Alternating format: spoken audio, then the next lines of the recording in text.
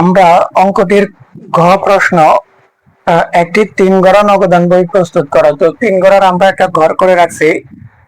3 ঘর মানে হচ্ছে টাকার ঘর 3টি, বাটা নগদ ব্যাংক এবং বাটা নগদ ব্যাংক উভয় মাসে টাকার ঘর 3টি করে। তো প্রথমে আমরা এখানে সাধারণ একটু ধারণা নিই, সেটি হচ্ছে এই 3 ঘর নগদান বইতে যদি অন্তর্ভুক্ত হইতে হয় তাহলে সেটি নগদ লেনদেন হইতে হবে। একমাত্র শর্ত যে নগদ লেনদেন হইতে হবে, অর্থাৎ হয় টাকা আসতে হবে অথবা টাকা যেতে হবে। তো যদি টাকা আসে তখন আমরা সেটিকে ডেবিট পাশে লিখবো, বাম পাশে বা ডেবিট পাশে লিখবো। আর যেই লেনদেনটির দ্বারা আমার টাকা চলে যাবে আমরা সেই লেনদেনটিকে ক্রেডিট পাশে বা ডান পাশে আমরা লিখবো। তো আমরা শুরু করি, খেয়াল করো 1 তারিখ থেকে যদি আমরা শুরু করি, 1লা মার্চ 2024 শতকরা ট্রেডার্সের হিসাব উদ্বৃত্ত ছিল। তো উদ্বৃত্ত মানে হচ্ছে ব্যালেন্স বিডি। আমরা লিখলাম ব্যালেন্স বিডি। নগদে 30,000 টাকা আমরা লিখলাম নগদের ঘরে, এবং ব্যাংকের ঘরে হচ্ছে 20,000 টাকা। এরপরে আসো 1 তারিখের পরে 3 তারিখ, দেখো ব্যবসায়ীর প্রয়োজনে ওয়েট মেশিন ক্রয়। তো যখন তুমি ওয়েট মেশিন ক্রয় করবে তখন তোমার কাছ থেকে টাকা চলে যাবে, আর টাকা চলে গেলে সেটি ক্রেডিট পাশে আমরা লিখবো। অর্থাৎ 3 তারিখ মেশিন হিসাব। এই ওয়েট মেশিনটিকে তুমি অফিস সরঞ্জাম লিখলেও হবে। তো কত টাকা ওয়েট মেশিন ক্রয় করছ? 7,700 টাকা। এবার আসো 3 তারিখের পরে 5 তারিখ, জামিল স্টোর্স এর নিকট হতে ধারে মাল ক্রয়। এটি 3 গড়া বা এটি কোনো নগদান বইতে আসবে না, কারণ এটি ধারে ক্রয় করা হয়েছে। অর্থাৎ ধারে ক্রয় করা হলে আমরা নিশ্চয়ই টাকা দিই নাই, আর যখন টাকা আসবেও না অথবা টাকা যাবেও না তখন নগদান বইতে হবে না। কারণ নগদান বইতে হওয়ার জন্য একমাত্র শর্ত হচ্ছে নগদ টাকা যেতে হবে অথবা নগদ টাকা আসতে হবে। আমরা এটি বাকি বিদায়, ধারে বিদায় এটি আমরা লিখবো না। আমরা চলে যাব 8 তারিখ, ব্যাংকে জমা দেওয়া হলো। এখানে মনোযোগ দিয়ে খেয়াল করো, অন্য সবগুলো লেনদেন হয় কি হয়, তৃতীয় পক্ষের কাছে টাকা যায় অথবা তৃতীয় পক্ষ থেকে টাকা আমার কাছে আসে। শুধুমাত্র এরকম 2টি লাইন আছে, ব্যাংকে জমা দেওয়া হলো আর আরেকটি হচ্ছে ব্যাংক হতে অফিসের প্রয়োজনে উত্তোলন করা হলে। অর্থাৎ এই ক্ষেত্রে আমার ব্যবসায় টাকাটা তৃতীয় কোনো পক্ষের কাছে চলে যায় না অথবা তৃতীয় কোনো পক্ষ থেকেও আসে না। একেবারে সহজ। খেয়াল করো যে তুমি যে ব্যাংকে টাকা জমা দিছো, তোমার দোকানের ক্যাশ বাক্সের টাকা থেকে, ক্যাশ বাক্সে থেকে টাকাগুলো কোথায় গেল? তোমার ব্যবসায়ের ব্যাংক অ্যাকাউন্টে গেল। এক্ষেত্রে টাকাটা তোমার কাছে রয়ে গেল। হয়তো এই পকেট থেকে টাকাগুলো এই পকেটে রাখছো, অতএব এই টাকাগুলো চলে যায় না। ব্যাংকে জমা দিলে টাকা চলে যায় না, তোমার কাছেই থাকে। আবার ব্যাংক হতে যখন তুমি অফিসের প্রয়োজনে উত্তোলন করো, টাকাগুলো তোমার কাছে আসে, তোমার ব্যাংক অ্যাকাউন্ট থেকে তোমার ক্যাশ বাক্সে আসে, অর্থাৎ তোমার কাছেই থাকে। অতএব এগুলো কন্টেন্টই এই 2টা লাইন উভয় পাশে হয়। ব্যাংকে জমা দিলেও উভয় পাশে হবে, ব্যাংক হতে অফিসের প্রয়োজনে উত্তোলন করলেও উভয় পাশে হবে। তাহলে আমরা তারিখটা উভয় পাশে লিখে দেখো। 8 তারিখ আমরা উভয় পাশে লিখলাম 8 তারিখ। এখন খেয়াল করো, এই পাশ হচ্ছে বাড়ার পাশ। তুমি যদি ব্যাংকে জমা দাও তাহলে ব্যাংকে বাড়বে। এখন খেয়াল করো, এই পাশ হচ্ছে কমার পাশ।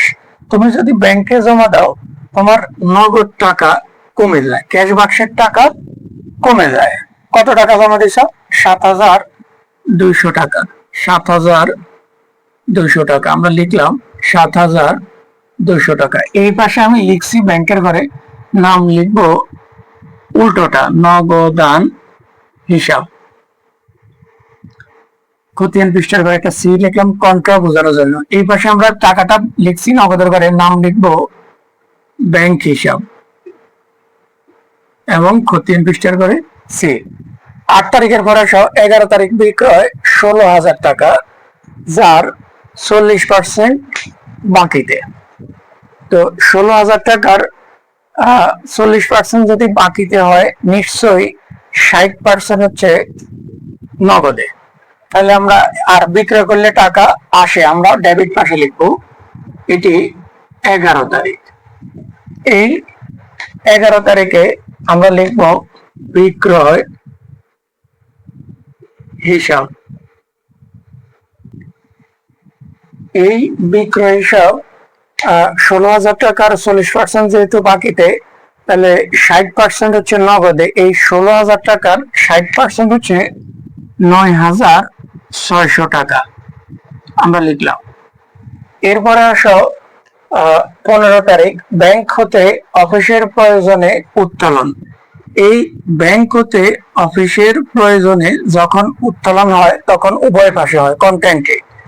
এবার খেয়াল করো, এই ব্যাংক হতে যদি তুমি অফিসের জন্য উত্তোলন করো, তাহলে এই পাশ যেহেতু বাড়ার পাশ, ব্যাংক থেকে টাকা উত্তোলন করলে তোমার নগদে টাকা বাড়বে।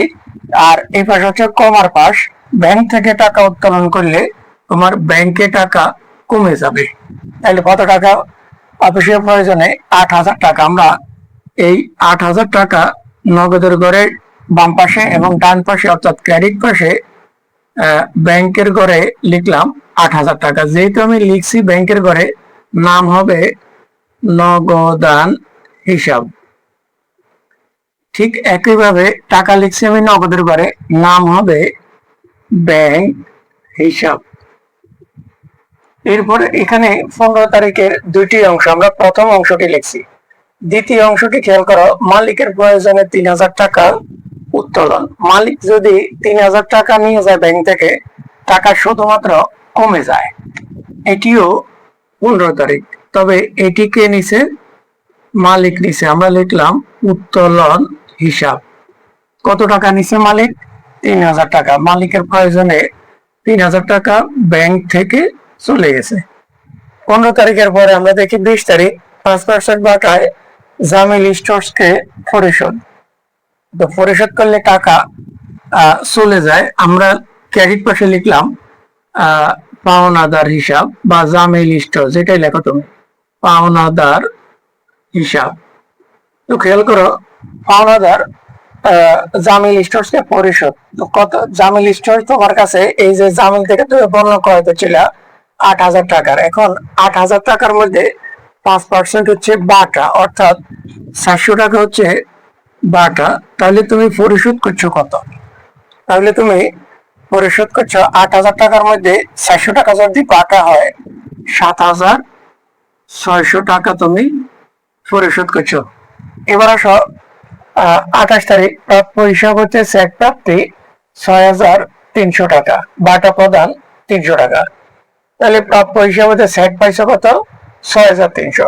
খেয়াল করো, প্রাপ্য হিসাব হতে চেক পাইছো ফাইলে ডেবিট পাশে 28 তারিখ, প্রাপ্য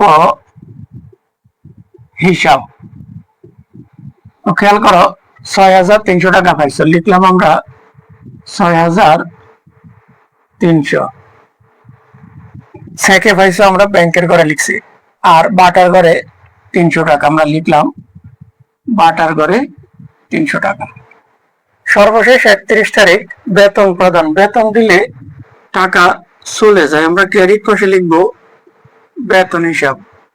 বেতন প্রদান 3,000 টাকা, আমরা লিখলাম 3,000 টাকা। এখন খেয়াল করো, এই যে আমরা টাকাগুলো লিখলাম, আমাদের বাটার ঘরে 300 হয় আর এখানে 400 হয়। এখন একটু খেয়াল করো, আমাদের এই যে নগদের ঘর উভয় পাশে আছে। নগদের ঘর ডেবিট পাশটি বড় হয়, ডেবিট পাশটি যোগ করলে হয় 47,600 টাকা। আমরা এই 47,600 টাকা ক্রেডিট ঘরের নিচে লিখলাম, কিন্তু দেখা গেল নগদের ঘরে আছে 7,700, 7,200 আর হচ্ছে কি 7,600, 3,000, অর্থাৎ এই নগদের ঘরে কম আছে। এই পাশের নগদের ঘরটি বড় আর এই পাশের নগদের ঘরটি ছোট। এই ছোট ঘরে যদি আমি 22,100 টাকা লিখি তাহলে আমার এই 47,600 টাকার সমান হয়। এইটাই হচ্ছে ব্যালেন্স সিডি। Balance CD. ঠিক একইভাবে ব্যাংকের ঘরটি আমরা যদি যোগ করি 33,500 হয়, আমরা এই 33,500 ক্রেডিট পাশে লিখলাম। লেখার পরে আমার এখানে যদি 11,500 আছে, তাহলে 22,500 টাকা লিখলে আমাদের 33,500 টাকার সমান হয়। আর এটাই হচ্ছে ব্যালেন্স সিডি। ব্যালেন্স সিডি গুলো যদি আমরা বিপরীত পাশে যোগফলের নিচে লিখি সেটি হয়ে যায় ব্যালেন্স বিডি। আর এটি হলো পরের তারিখ, অর্থাৎ এপ্রিলের 1 তারিখ। এটি হচ্ছে 3 গড়া নগদান বই, অর্থাৎ গ প্রশ্নের উত্তর।